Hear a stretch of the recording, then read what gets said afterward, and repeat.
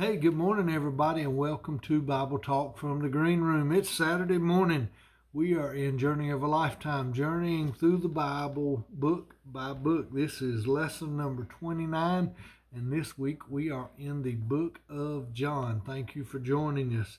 The author of the book of John is the beloved disciple, as he is described. He was one of the three of Jesus's inner circle, if you will. He was the only disciple that was by Jesus' side during the crucifixion there. John wrote to the world. The word world occurs more times in this gospel than all the other gospels combined. The key word is believe. It is used over 90 times in the Gospel of John. The theme of John's gospel is that Jesus is the eternal Son of God.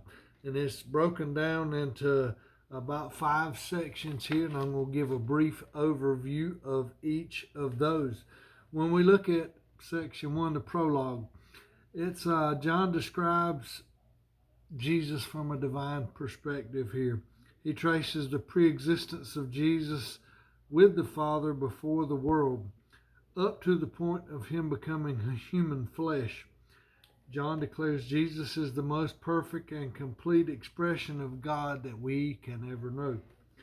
When we get on down further in the second part, it talks about Christ's public ministry there. John's gospel refers to the miracles of Jesus as signs. Miracles are things that cannot be explained. However, John stresses something else in calling them signs. That was his way of proving that Jesus was the divine Son of God.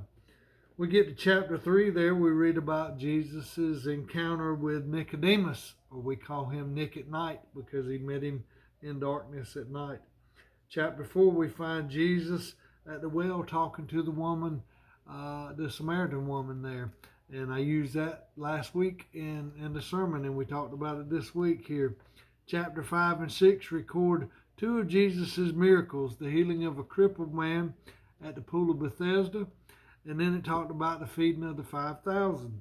Chapter 7 through 9, you began to see an increasing conflict between Jesus and the Jewish leaders.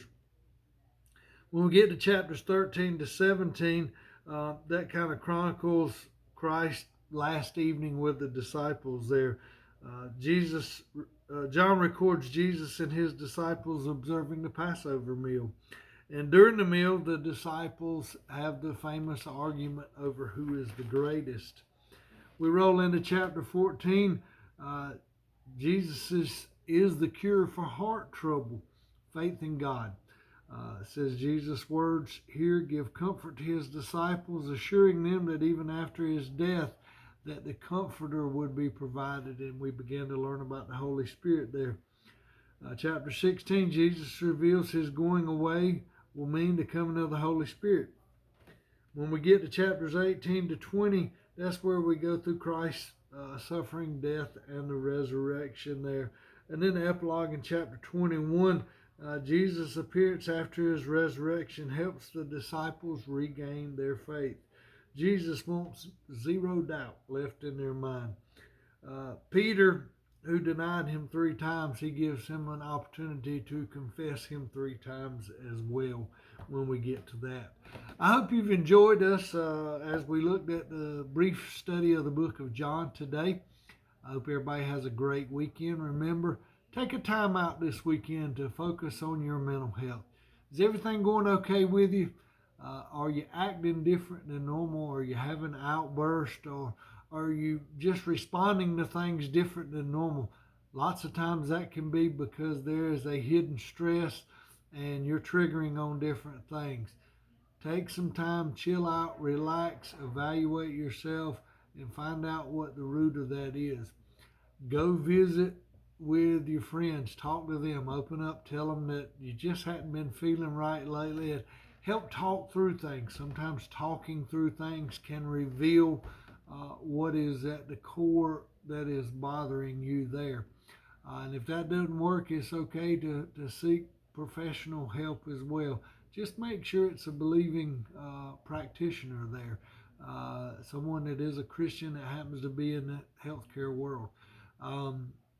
Also, talk to your family about mental health and out in the community there.